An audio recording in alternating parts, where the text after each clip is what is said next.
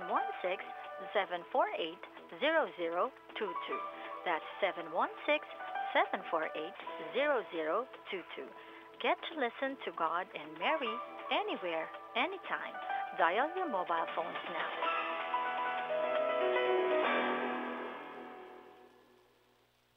Inihahandog ng Radyo Maria at ng Commission on Youth ng Diocese ng San Jose Nueva Ecija ang programang UCAT on Air. So let's join our hands and sing aloud.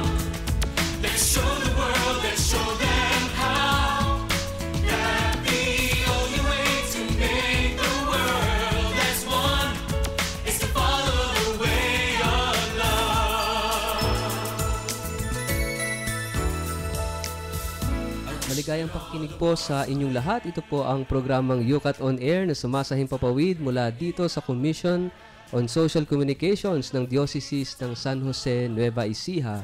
At inyo pong napakikinggan live sa 99.7 FM Tarlac, 101.5 FM Cagayan at 102.1 FM Isabela. Tayo rin po ay live na napapanood by live streaming sa inyong may mga naka-online dyan sa www.dioceseofsanjose.org at syempre po sa mga may Facebook. Dito po sa account natin sa UCAT Study Group at Facebook.com. Ito pong muli ang inyong Kuya Richard, ang inyong kayukat ngayong oras na ito. At hindi po tayo nag-iisa, may mga kasama po tayo ngayon. Although wala po si Kuya Jomar dahil po sa ilang mga commitments, ay meron po tayong tatlong mga kasama sa ating programa ngayong oras na ito. At yung dalawa ay madalas na natin nakakasama. Siguro hayaan kong magpakilala muna sila. Magandang gabi po. Muli po si Kuya Manny po ng Katedral. Ayan, magandang gabi po sa ating lahat. Si Ate Neneng po, Cathedral po galing. Okay, sila po'y parehong taga San Jose, Cathedral of St. Joseph, Nueva Ecija. At meron tayong bagong kasama ngayon na talagang import pa from Gimba, Nueva Ecija, fresh na fresh, first timer. Ano? Na talagang bagong-bago. Siguro, hayaan natin siya na rin magpakilala ng kanyang sarili. Hello po, ako po si Nesty Sarsate from St. John Parish sa Gimba. Ayan, so si first time from Gimba.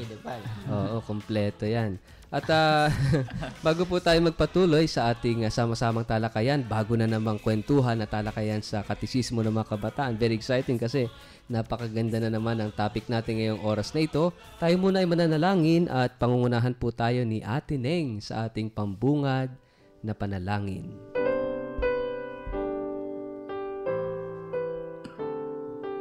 Sa ngalan ng Ama, ng Anak at ng Espiritu Santo. Amen. Pinupurit, pinasasalamatan ka namin, Panginoon, sa gabing ito na isang gabi na naman po ng pagtalakay sa banal na salita.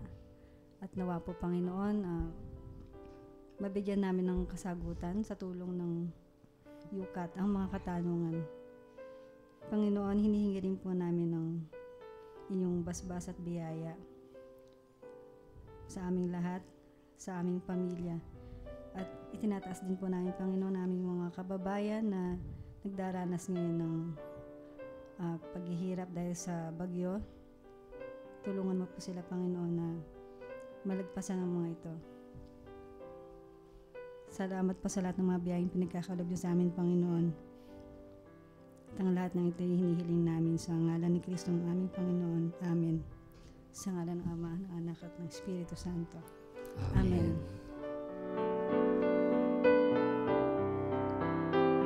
Maraming salamat, Ate Neng, sa iyong makabagbag damdaming panalangin, ano, para sa lalong-lalo na para sa ating mga kababayan na ngayon totoo na talagang sinasalanta ng bagyo. Kanina sa balita, no, ang daming baha, ang laki ng baha sa Metro Manila, no. At ang laki ng sakop ng bagyo. Oo. Tapos yun nga, nasabay pa yung habagat, ano. Kaya ang daming tubig na dala. Kaya patuloy natin ipagdasal ang ating mga kababayan. Maging dito sa Nueva Ecija, sana ipag-adya na, wag masira yung ating mga palayan. Kasi malapit na ang anihan. Ano? So, nung kahapon ay nasa barangay ako at nakita ko yung ibang part ng Nueva Ecija, especially sa atin dito, no? Ay ang dami ng mga dumapang palay. Sayang, marami na pa namang bunga. At hopefully, makapag-ani na sa Oktubre, ano? Isa na po, sama-sama tayo magdasal para ilayo tayo, no? Ipag-adyasan na ng Panginoon na lalong-lalo na yung mga palayan talaga, no? Maraming magugutom kapag naapektuhan itong marami at malaking bahagi ng palayan sa Nueva Ecija. So, tayo po ay nasa programa pa rin na UCAT On Air, ang isang oras na talakay at kwentuhan tungkol po sa katisismo ng mga kabataang Pilipino. At bago po tayo dumako sa ating UCAT question ngayong araw na ito, siguro magandang balikan natin yung discussion natin noong nakaraang Biyernes tungkol sa UCAT question number 47. Ang tanong doon ay, why did God rest on the seventh day? No? Ito yung pinag-usapan din natin, no? Yung tungkol sa Sabbath day. Sabbath.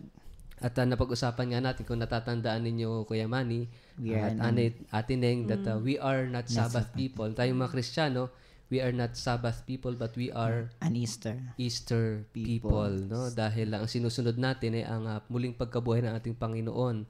At sabi nga ni Jesucristo, I am the Lord of the Sabbath. No? Siya yung mas makapangyarihan at higit pa doon sa Sabbath. Kaya, kumbaga, walang kabuluhan, walang saysay yung Sabbath day kung hindi muling nabuhay si Jesucristo.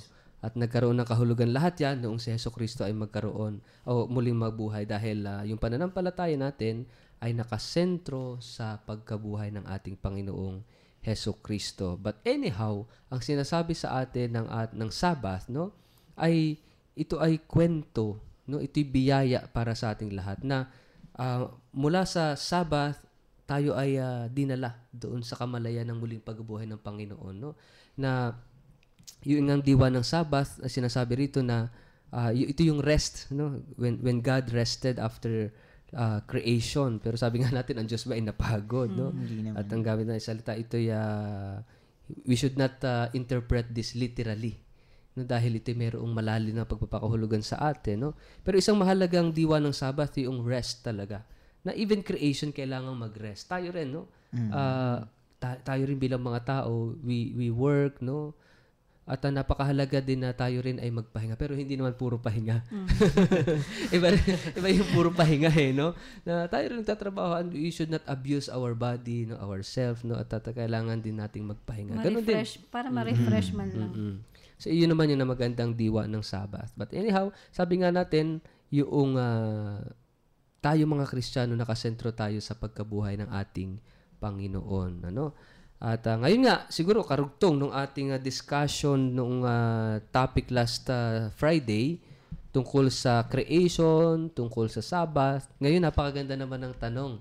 Pwede bang pakibasa mo? Siguro pagbasahin natin ngayon ang ating special guest. Special guest, first timer dito sa ating programa, si Kuya Nesty. At pakibasa mo yung UCAT question number 48. UCAT question number 48. Why did God create the world? Oh, di ba? Napakaganda ng tanong. Very... Bakit nga ba? Di ba? Tinatanong pa ba natin to? Di ba? Ito yung... Matawa na sa 49 pa. Noong mabasa ko itong UCAT question at napakaikli itong discussion dito natin, sabi nga, paano natin pag-uusapan ng isang oras ito? Napakaikling UCAT question. Pero yung mabasa ko yung tanong, sabi, why did God create the world? Pinag-uusapan ba at tinatanong pa ba natin ito? Kasi most of the time, okay, fine, ito, nandyan na, no? Hindi mo na kailangan tanongin pa what is given, no? So, pero bakit kaya? Ano kaya ang dahilan kung bakit tinanong ito o inilagay ito dito sa ating UCAT? Na talagang binigyan ng isang item dito sa UCAT question natin. Why did God create the world? Kasi pag tinanong natin yung why, ano yung sinusubukan nating sagutin? Di ba? Merong why, what, when, where. Pagka what, ano yun eh? Ano, that is, tapos pag tinanong ka, ano yun? Parang, yung pwedeng facts, sagutin mo ng single, pero pag why, mahaba talaga. Not like yung what, o ano yun? Parang fact na, fact. Sa who, no? pwede mo Sa sabihin. who, Sa why kasi pwede mag-explain. Yung where and when, very direct. very Ito lang, specific. factual yan eh. Pero pag sinabing why, Nako. hinahanapan mo ng rason. Essay yan. Oo. Kumbaga sa exam, yung what, when, where, how, Nasagot na. who, ito yung Well, objective identification, identification, enumeration, no? Pero pagdating sa why, essay yan. Oo, ang hirap mag-check. Pag ikaw yung professor, Sariling opinion sasakit, yun diba? opinion, rason, no? So ito yung medyo mabigat naman pala. Malalim Kasi ang hirap nito kasi why did God create the world? Parang kailangan mong pasukin yung utak ng Diyos, yung isip ng Diyos. Sino tayo, no? Para pasukin mo yung isip, yung kamalayan ng Diyos. Bakit siya lumikha? Diyos ka ba? Ano ba yung iniisip niya at nilikha niya yung mundo, di ba? Oo, yun ang tanong. Paano? Paano natin mapapasok ang isip ng Diyos? Posible ba na masagot natin itong tanong na ito? Yun ang tanong talagang mabigat. Kala mo, napakasimple nung tanong, pero yung tanong pa lang, pwede mo nang tanungin. Yung tanong pwede mo pa uling tanungin, di ba? Oo. Sasagot na yun mamaya. Kasi valid pa yung tanong. Kasi dun pa lang teka. On the second thought, pwede mong tanungin din yung tanong, why did God create the world? Bakit Diyos ba ako para malaman ko yung isip ng Diyos? Di ba? So, dito pa lang medyo, questionable. Pero tingnan pa rin natin, try pa rin nating silipin kung ano ang sinasabi ng ating katisismo tungkol sa tanong na ito. Siguro, pakibasa na rin ni Kuya Nesty yung sagot ng ating UCAT. Ayan. The world was made for the glory of God. Ayan, from the first Vatican Council. Vatican Council. No, parang masyado naman yatang simplistic itong sagot ng na ating katisismo coming from the First Vatican Council. No? The world was made for the glory. Ganun lang ba yun? Kasi ikaluluwalhati lang. Para bang, hindi mo naman talaga masasagot. Ito na lang. Pagtyagaan na lang natin itong sagot na ito, no? The world was made for the glory of God. Again, kung titingnan natin, for the glory of God, medyo questionable na naman ito. Pwede na naman nating tanungin itong sagot na ito. Yung tanong, tinatanong natin. Yung sagot, tatanungin na naman natin. For the glory of God. Bakit pag hindi ba lumikha ang Diyos, hindi siya mag-glorify? Kailangan ba niya ng glorification? Palagi ko, hindi. Di ba? Kasi, God, kung hindi man siya lumikha man siya, He will be glorified. So, ibig sabihin pa, pag walang creation, hindi siya mag-glorify. Di ba? Kung walang mga anghel, kung walang mga tao, kung walang creation. Ibig sabihin, everything ba ay nilikha lang ng Diyos to glorify Him? Para someone will, kasi nung una, wala pang creation, walang mag-glorify sa kanya, kailangan kong mag-create. Para may mag-glorify sa akin. Para self-gratification. Para may mag-praise sa akin, may magpuri sa akin. Kailangan ba ng Diyos? Di parang, Tsaka ganun ba ang Diyos? Diba? Parang lumiliit ng Diyos. Parang, bakit kailangan ba niya? Hindi niya kailangan. God na siya With or without creation, He is glorified. No? Pero bakit ano ba talaga? Siguro, atin ang ikaw naman ang bumasa ng further explanation ng masyado tayong critical ngayon. Yes. First time yata natin gawin na tanungin yung tanong at tanungin yung sagot. No? Sige, pakibasa mo ulit yung further explanation. Sa UCAT, there is no other reason for creation than love. In it God's glory and honor appears. Ay, yun naman pala. Teka lang, doon muna tayo. Yes. Meron sinasabi pala naman ditong paliwanag, no? There is no other reason for creation than love. Yes. Wow. And in it, God's glory and honor appears. No? Di ba yung previous discussion natin on God, on the Trinity, di ba? Medyo, and sabi natin, paborito ko lagi sinasabi sa mga tao pag nag-homily ako, God is love. God is love. Yun yung identity niya. Yun Hala ko sasagot mo, God is good. Oo, kung sinabi niya God is good, sasagutan yung all the time. Which is true naman, true pa rin. Pero yung very identity of God based kay Saint John the Evangelist that God is love. So, kaya nga, if we want to share in the life of God, who is love, we need to love also. At sabi nga sa atin, everything was created out of love. 'Di ba? Iyon yung discussion natin some time ago at yung mga previous discussion natin that everything was created out of love. Nilikha dahil sa pagmamahal ng Diyos. Ibig sabihin, lalo tayong mga tao, nilikha tayo ng Diyos ayon sa kanyang pag-ibig. At mararating lang natin yung ating kaganapan bilang tao if we love. Kasi we are created in God's image and likeness. Ibig sabihin, we are created by God out of love, to love, and to be loved. Ganun lang yung sinasabi sa we are created in God's image and likeness because God is love. Ngayon, if the reason of creation is love, yun yung sinasabi na when we love, we glorify God. Because, at masasagot din na even without creation, God is glorified. Why? Because He is love. The Father is the lover. Yung Son is the beloved. The Spirit is the love. Yun yung Trinity. Eternal exchange of love. Yun yung Santissima Trinidad. Walang hanggang pagpapalitan ng pag-ibig. Ibig sabihin, nandun yung naging glorification. In Himself, He is glorified. Pero yung creation, while we love, hindi man kailangan ng Diyos yung glorification natin kasi He is already glorified. Pag nagmamahal tayo, we glorify God. Hindi kailangan ng Diyos, pero kailangan natin. Bakit kailangan natin i-glorify ang Diyos? Because we are created to glorify God. Because we are created to love and be loved. Di ba? Ganda-ganda nung pala nito. Kala natin napakasimple lang itong sagot o itong ating topic ngayong gabing ito. So, in it, God's glory and honor appears. Yun. Kapag pala nagmamahal si Nesty, kahit ng kanyang kaaway, no? Nag-glorify, nag-glorify, nag-glorify ang Diyos, ano? Oo.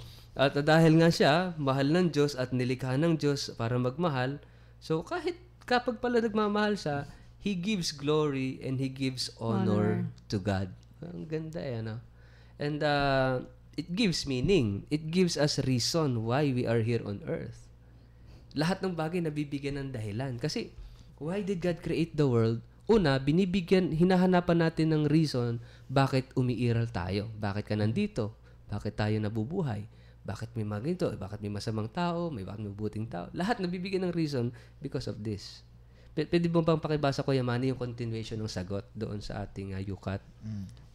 Ito po. To praise God, therefore, does not mean uploading the Creator. After all, man is not a spectator to the work of creation. For him, praising God means being grateful for his own existence together with all creation. Yun. Ang ganda na naman ito. To praise God, therefore, does not mean uploading the Creator. Clap, clap, clap, Hindi clap, niya clap, kailangan clap. Hindi kailangan ng magaling. palakpak. Magaling.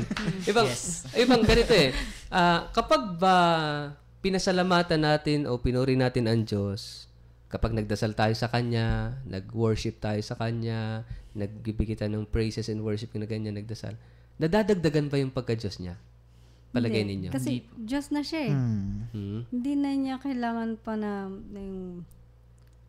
kailangan mo siyang sambahin, pero yung parang... Pero nadadagdagan yung pagka-Diyos niya. Dati, nasa kanya na yun. Nasa kanya na yun eh. Angkin na niya na yun eh. Halimbawa, hindi natin siya purihin, hindi natin siya pasalamatan, hindi natin siya worship, praise, sambahin.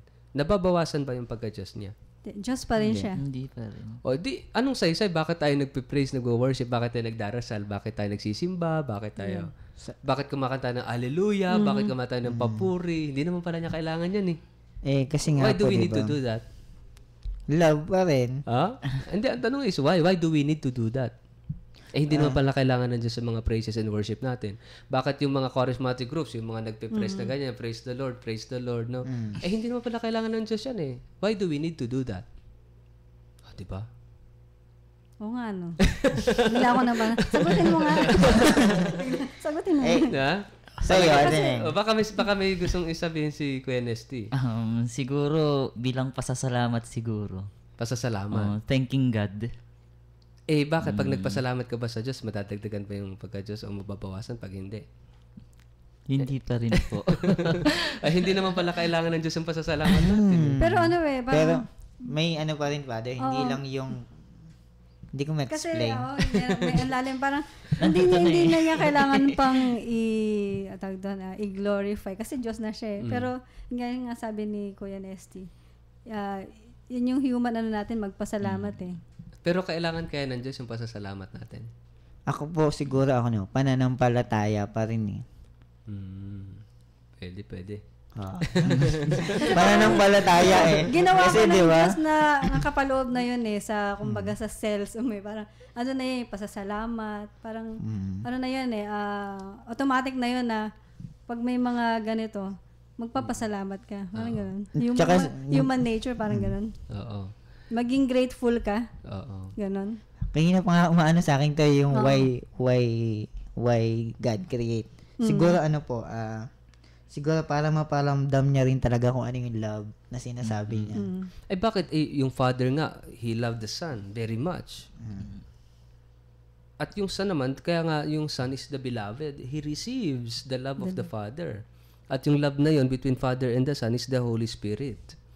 So, with or without us, kumpleto na sila. Wala na silang hahanapin pa. Bakit kailangan nilang mag-create? Ay tapos yung palang creation naman niya, sila pong magiging pasawa, yung sa katauhan, di ba? Mababaliw ako. Huwag po kayong aalis mamaya sa pagbabalik po natin, sa ilang saglit lamang babalik rin po. At susubukan natin sagutin itong mga katanungan ito. Huwag po kayong aalis, magbabalik rin kaagad ang ating programang UCAT on Air!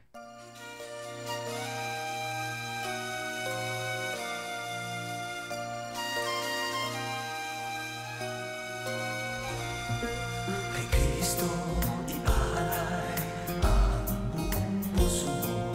Dinggin mo ang kanyang pagsamo sa'yo. Kay Kristo iaalay buong buhay mo. Iyong kakamting ligaya dulot sa'yo. Iaalay para kay Jesus ang buong buhay mo. Kay Kristo ialay buong buhay mo. Sa lahat ng gagawin, magnining para kay Jesus. Ibigin ang Panginoon. Magnining para kay Jesus. Sa lahat ng gagawin, ipahayag mo sa iba pag-ibig na angkin. Sa buong buhay, siya'y purihin. Maging kaaya-aya ka sa kanyang paningin.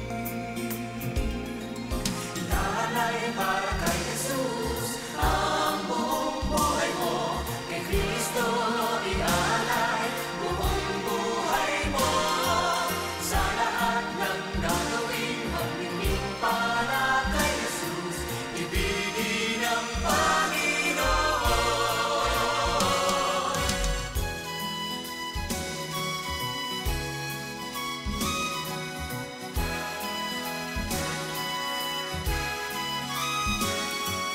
Sa lahat ng gagawin, magnining para kay Jesus. Ibigin ang Panginoon. Ibigin ang Panginoon. Ilalay sa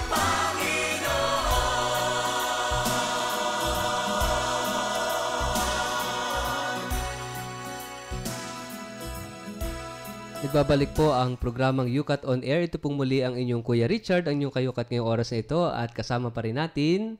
Kuya Manny, Si Ate Neneng. At Kuya Nesty. Ayan, at kanina po ay napakaganda ng ating talakayan during the break. Pero bago po natin ipagpatuloy yung ating talakayan, ay nalimutan namin ibigay sa inyo aming contact number sa masyado kami na-excite sa talakayan sa discussion. Kaya ito po, ibibigay po ni Kuya Manny yung ating ayan. cellphone number. Hindi pa naman sila masyadong late, Oo. Father. Pwede po kayong humabol, mag-text o kaya magbigay kayo ng malay nyo, masagot nyo yung aming pinagtatalunan kanina, yung katanungan. Sige, Kuya Manny, pakibigay Sa mga yung hindi pa po nakasave yung number ng UCAT, ito po, 0949-159-2309. Ulitin ko po, 0949-159-2309. Ayun. Ayan, magte-text na ngayon, sila, Father. Magte-text na sila at nagpapadala ng sagot. Sige po. So kanina, medyo nabitin tayo. Kung ang tanong ay, bakit nilikha ng Diyos ang sandigdigan? Bakit nilikha ng Diyos ang mundo? Bakit niya tayo nilikha?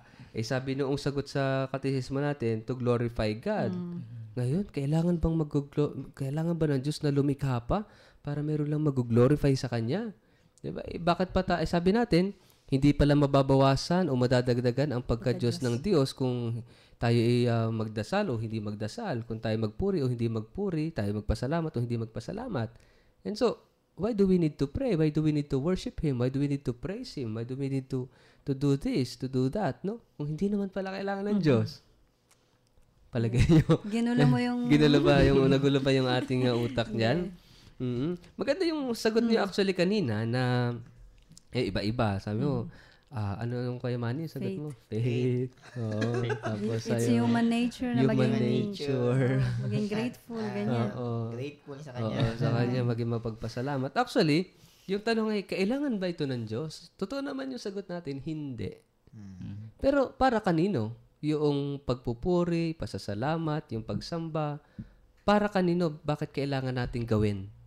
Di ba? Yun yung tanong eh. Is it really for God? Actually, it is not. Actually, it is not for God. It is for us. Sabi ko na nga eh. Ay. Di ba? Ay, nako. It is for Kasi us. pinutol kanina eh. Sasabihin ko na sana eh. Kasi it is for us. Yung sinasabi, bahagi ng human nature because we are created in the image and likeness of God, no? Na para sa atin, kasi actually sinagot na rin natin katisismo, yung being grateful, no? Kung tayo ay nilikha ng Diyos in His image, in His likeness, at ang image of God is that God is love. Ngayon, at yung pag-ibig, like sabi rito sa ating katisismo, there is no other reason for creation than love. Ibig sabihin, when we love, we glorify God.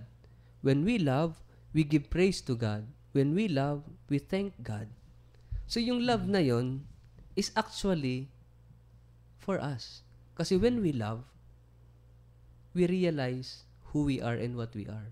Nagkakaroon ng kaganapan yung pagkatao mo pag nagmamahal ka. Kaya nga 2 commandments ng Diyos, di ba? To love God and to love our neighbor. Kasi pag minamahal natin ng Diyos at minamahal natin ang ating kapwa, hindi kailangan ng Diyos yan because He Himself is love. It is for us. It is for me. Why? Because I am created in the image and likeness of God. At kapag nagmamahal ako, nagkakaroon ng kaganapan, ng katuparan, yung pagiging larawan at imahe ng Diyos ko. Nagkakaroon ng fullness, yung pagiging child of God ko, yung image of God ko. So it is for me. It is for you. It is for us. Kaya nga, dito sabi rito, for Him, praising God means being grateful for His own existence together with all creation. Being grateful. Di ba meron tayong kasabihan that gratitude is memory of the heart. Yun daw, gratitude, yung pagpapasalamat, ay memory of the heart. Di ba, pag sinabi ko na, pag sinabi ko na, thank you, sinasabi ko, halba, Neng, thank you. I am very much grateful. Sinasabi ko that, in a way, sinasabi ko sa'yo na, you will stay, you will remain in my heart. Sasagutin naman natin yun eh. Ano yan? Thank you. Maliit na bagay. Maliit na bagay.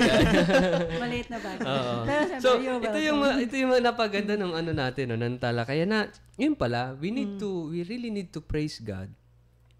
We really need to be grateful to God because nare-realize, nagkakaroon ng kaganap. Kaya ibig sabihin, pag ikaw yung taong hindi marunong magmahal, kapag ikaw yung taong hindi marunong magpasalamat, binabiolate mo yung sarili mong pagkatao. Nabali yung ano ng Diyos sa'yo eh. Nalalayo ka sa tunay na pagkatao mo. Kasi nilikha ka ng Diyos sa kanyang image and likeness eh. Na ikaw dapat nagmamahal. Dapat ikaw nagpupuri sa Diyos, nagmamahal sa Diyos sa kapwa mo. Kaya once na hindi ka na nagmamahal sa Diyos at hindi ka na nagmamahal sa kapwa mo, ang sinisira mo talaga yung sarili mo. Kaya nga yung, napansin nyo yung utos ni Jesus, puro love. Love your enemy. Love one another as I have loved you. No? Yung hindi ka makakasakit sa kapwa mo kasi dapat mahal mo yung kapwa mo. Kasi it will lead us, it will bring us to really to who we are and what we are. It is for us. Kaya kailangan iutos kasi nandun yung tendency sa atin to go against. Nasiraan yung sarili, self-destruction minsan. Yung hatred, yung anger na yan, yung envy na yan. It's actually to destroy yourself eh. Yung against love yan eh. Kaya even yung creation, bakit lumikha ang Diyos? Is that to manifest His love, no? Para mas ipahayag pa kasi ang tendency daw ng lover, kapag punong-puno ka, maghahanap ka ng mamahalin. Yung sabi nga, minsan napanood ako sa Masyado TV. mapagmahal. Meron ako, kasi he is love eh. May napanood ako sa TV, sabi niya, oh, I am so full of love and I don't know where to give it. I don't know whom to give it. When you are so full of love, hanap ka talaga ng makikinabang dun sa love na yon, pagbibigyan mo ng love na yon. At that is the purpose why God created the world. Kasi He is so full of love because He Himself is love. Nag-uumapaw yung pag-ibig. Kaya hindi niya kailangan ng praises, kundi kailangan niya lang ng may mapagpagbalingan aside from them three, no?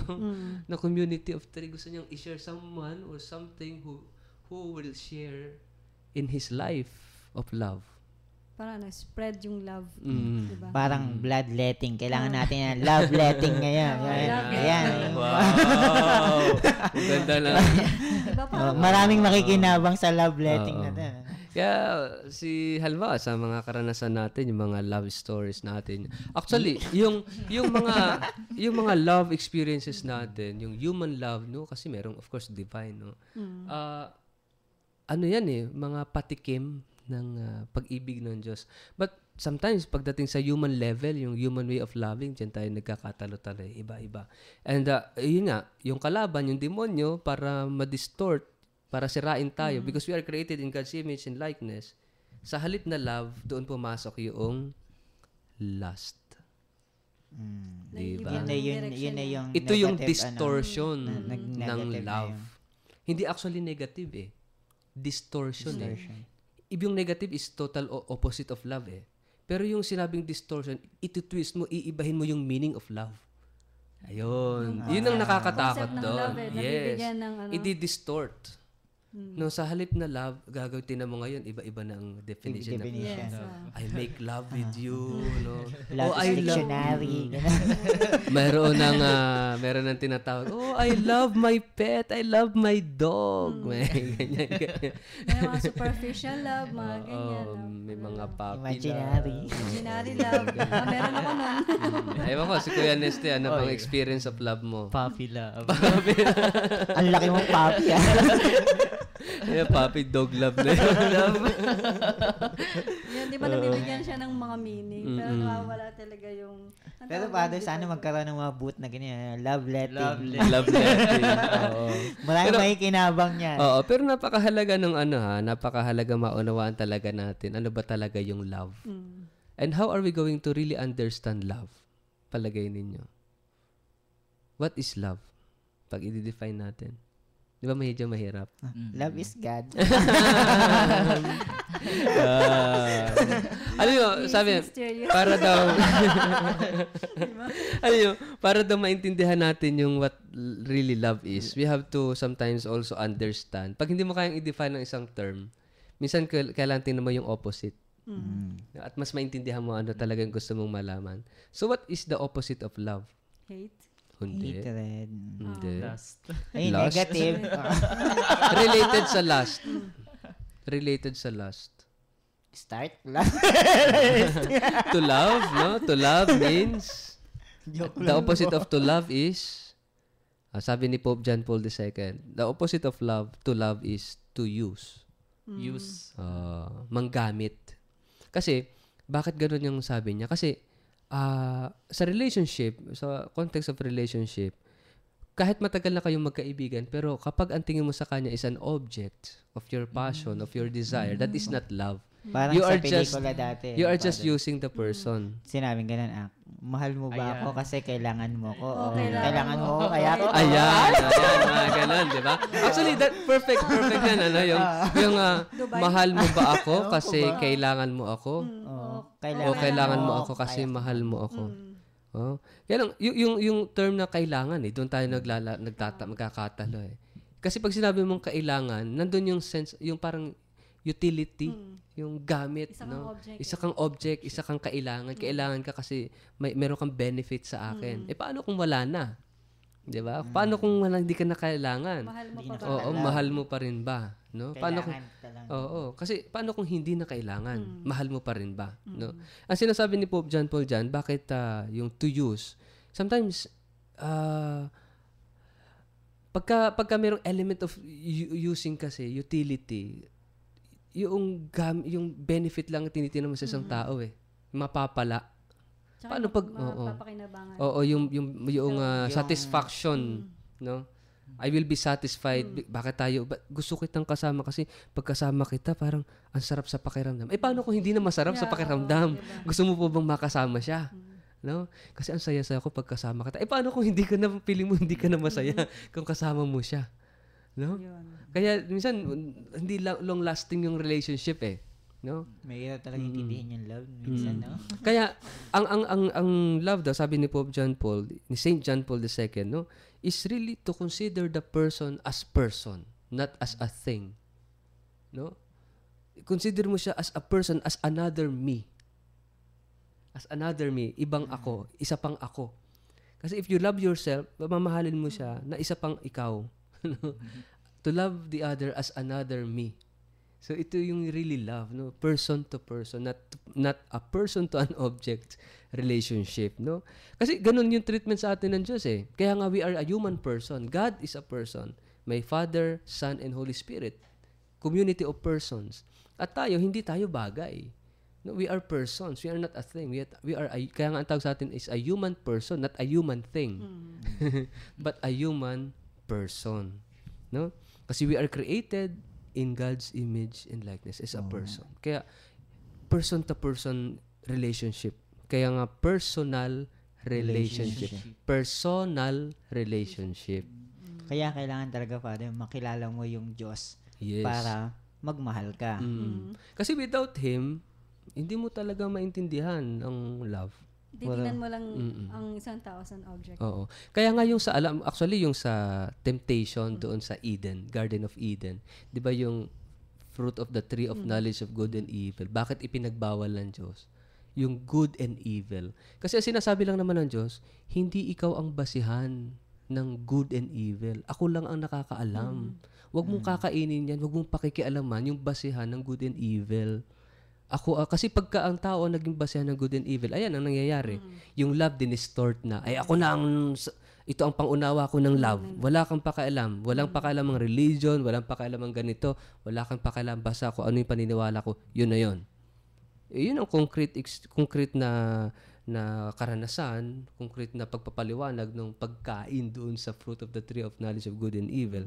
Yung pakialaman natin yung batayan ng kung ano ang mabuti at masama, no? Imagine, di mo, sa simpleng question na ito, doon tayo dinala ng ating talakayan. Because, yung pag pinag-usapan yung love, no? Actually, love is, yung love natin, anong pagkakaiba ng love natin sa love ng Diyos? Kasi God is love Siya yung pinagmumulan. Tayo, yung love natin is already a response. Kaya doon papasok yung faith na sinasabi ni Kuya Manny. Faith is a response to the love of God sa pag-ibig ng Diyos. Tugon na lang yun Yun. So yung sinasabi natin, bakit nilikha ng Diyos ang sanlibutan ay dahil sa pag-ibig ng Diyos sa atin. At yung tugon natin sa pag-ibig ng Diyos, yun nga, yung pananampalataya at yung gratitude, yung pasasalamat natin. And then we realize na yung ating pagkatao, yung pagiging nilikha natin, kung tayo ay nagmamahal at nagpapasalamat. O, di ba? O baka may gustong i-share si Kuya Nesty. Anong masasabi mo, Kuya Nesty, sa ating talakayan? No. No comment. First time lang ako First time ni Kuya Manny. Pero alam, may nag-text sa atin. Try nating basahin yung message. Si Jovet Pawig from Alibago, Enrile, Cagayan. Sabi niya, oo nga po, God is love. Mahal tayo ng Diyos. God has a plan to us. Ang pag-worship at ang pag-serve sa God ay the obligation. Ito ay kagalakan sa atin. Love, it starts to you and love starts to you and to me. Love is acceptance. Love is forgiveness. Yan po ang aking naisip. God bless us. Pag-pray nyo din po yung mga nababaha na lugar. Thanks po. Ipagpatuloy niyo po ang inyong programa. More power. God bless. Maraming salamat sa iyo. Jovit, ano? Ayan, Jovet. Ang ganda ng pangalan niya, no? Jovet Jovet Pawig. Poya. Pawig.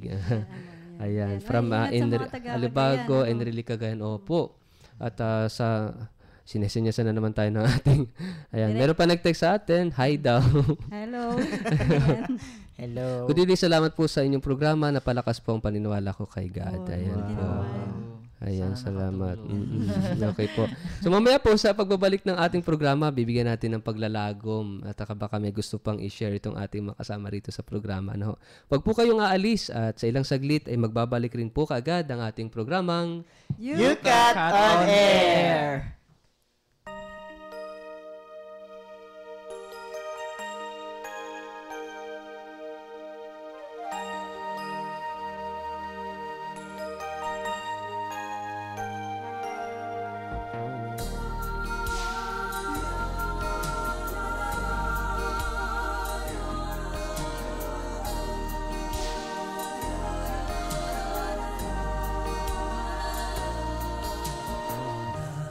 Saan ka man, naroroon ako.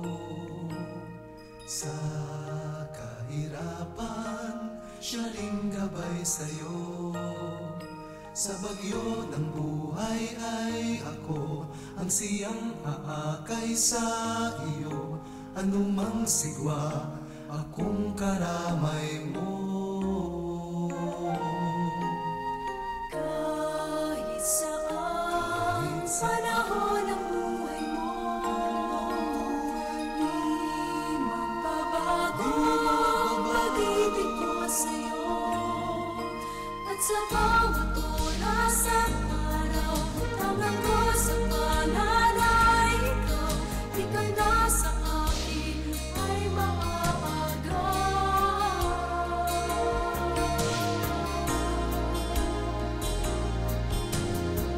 Minsan sa isip mo'y iniwan ka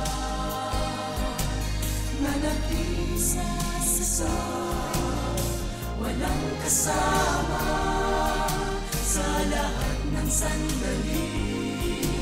Kahit sa pighati, ako ay naroon sa iyong tabi.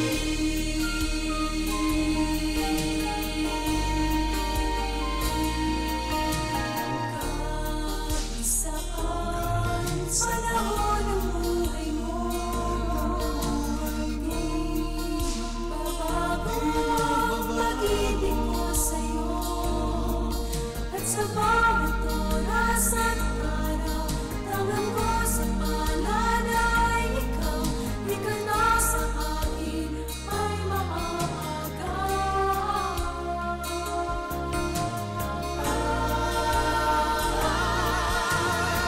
Minsan sa isip mo'y iniwan ka na nag-isa sa buhay mo, walang kasama sa lahat ng sandali. Kahit sa pighati, ako ay naroon. Ako ay naroon. Ako ay naroon sa iyong tabi.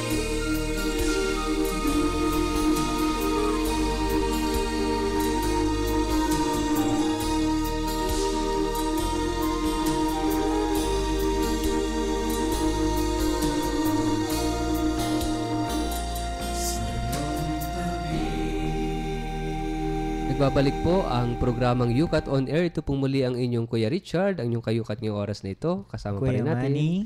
Si Ate Neneng po. At Kuya Nesty. At muli na naman, dumarako tayo sa paglalagom o pagtatapos sa ating programa. Napakabilis. At bagaman napakaikli nung yukat question at yung answer, no? Pero napakaganda na ating talakayan dahil, kumbaga, yun nga ang tanong natin, pwede ba nating pasukin ang isip ng Diyos para malaman ang dahilan ng paglikha, no? Pero hindi mo natin napasok yung isip ng Diyos, napasok natin yung kanyang puso. Yung damdamin Ay, yung niya. damdamin niya, yung puso niya. Kasi yung pagka-Diyos niya, sabi nga, kasi inireveal niya yung kanyang sarili na Diyos ay pag-ibig. So, maaring lahat ng lumalabas sa kanya ay puro pag-ibig. So, even yung, because of love, everything was created. No? Dahil sa pag-ibig, ang lahat ay nalikha. Diba? Merong kanta na, alam mo, nung bata ako, naalala ko lang bigla, merong paboritong kanta yung tatay ko. Anong kanta, Father? Lumang-lumang kanta. Pagka pinapatulog kami, talagang hanggang lumaki ako, talagang natatandaan ko yun eh. Ganito yung kanta. Halim. Nang dahil sa pag-ibig, tayo'y naging tao. Nang dahil sa pag-ibig, nag-iisang anyo. Kung mayroong pag-ibig sa bawat puso, mawawala ang galit sa mundo. Nang dahil sa pag-ibig, mundo ay may kulay. Nang dahil sa pag-ibig, pag-asa ay buhay. Tama na. Hinihintay ko yung Alam mo, Kuya Manny. Hindi. Kasi pang matanda yung mga yan eh. Tayo rin may alam din tayo. Kaya sabi ko, kanta ng tatay ko. Ano yung alam mo, Kuya Nesty? Sabay tayo Sige, ano yan? Sige. Because of 1, 2. Game. Pagkat ang Diyos na Diyos ng alam ko rin yan. Ang ganda nung kanta, Father. Di ba? Parang, Kala ko ang kanta mo stupid guys. lang. Diba?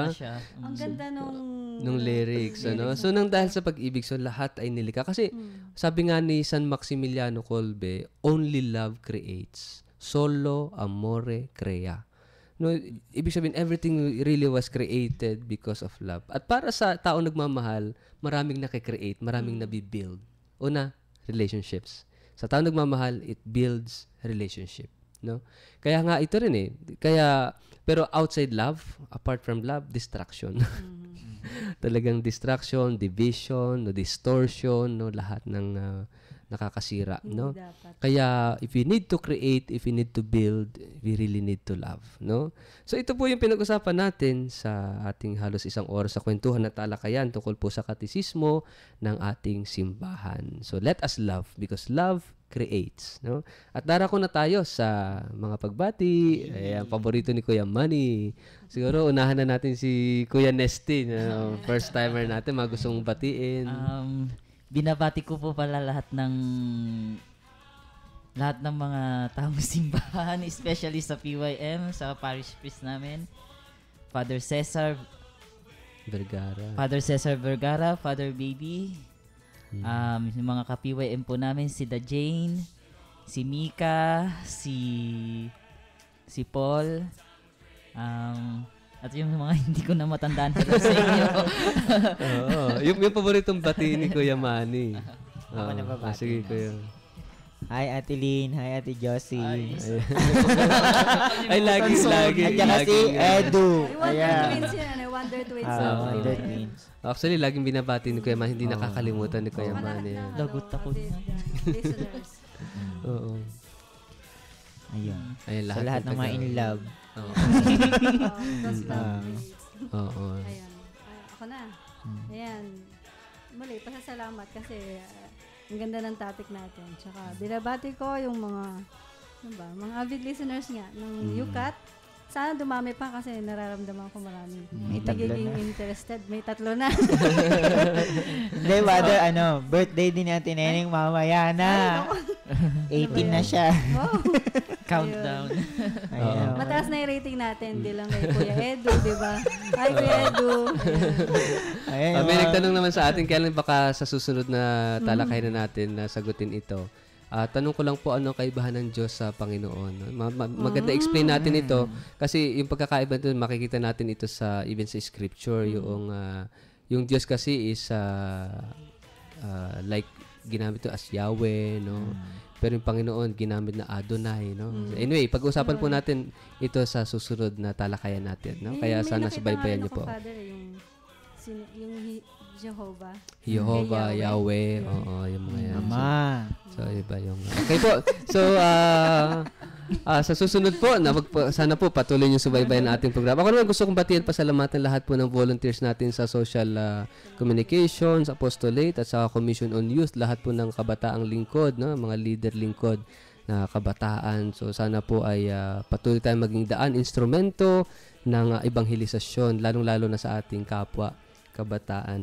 At sana patuloy niyo pong ipagdasal ang ating programa. Ngayon po, meron po ako announcement sa lahat po ng gustong mag-aral ng grade 7 to grade 12, no? Sa darating pong October 13 to 17, meron pong 2 madre na darating po sa Diocese of San Jose Nueva Ecija para mag-conduct ng entrance examinations. Ano po sa gustong mag-apply ng full scholarship, ano po, walang gagastusin ni singkong duling ang mga magulang, no?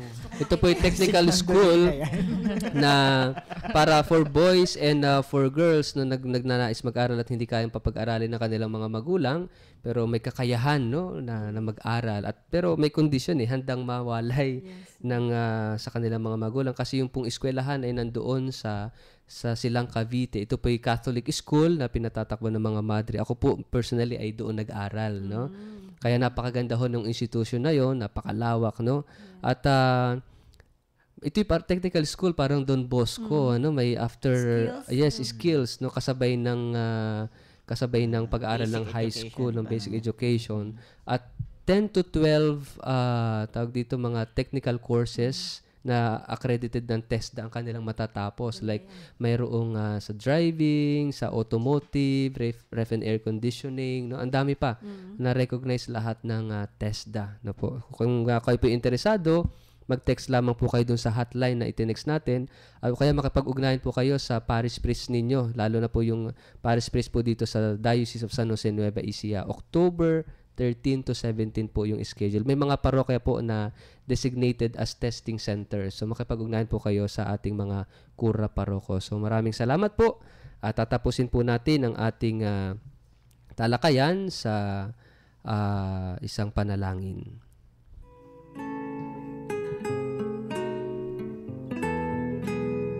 Sa ngalan ng Ama, ng Anak, at ng Espiritu Santo.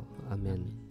Ama naming makapangyarihan, Diyos naming mapagmahal, muli na naman kami nagpapasalamat dahil sa biyaya na ipinagkaloob mo sa amin na kami ay gamitin mo upang maging daluyan ng iyong pagmamahal sa aming kapwa, lalo na sa mga kabataan, sa pamamagitan ng pag-uusap, pagkukwentuhan tungkol sa aming pananampalataya at kung paano namin ito maisa sa buhay sa konkretong pamamaraan.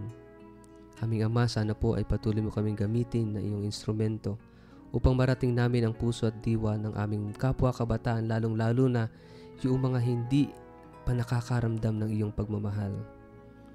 Aming Ama, sana po ay maging malinaw sa aming lahat na ang dahilan ng aming pag-iral ay ang iyong pag-ibig at kami ay nilikha mo upang kami magmahal at upang kami mahalin.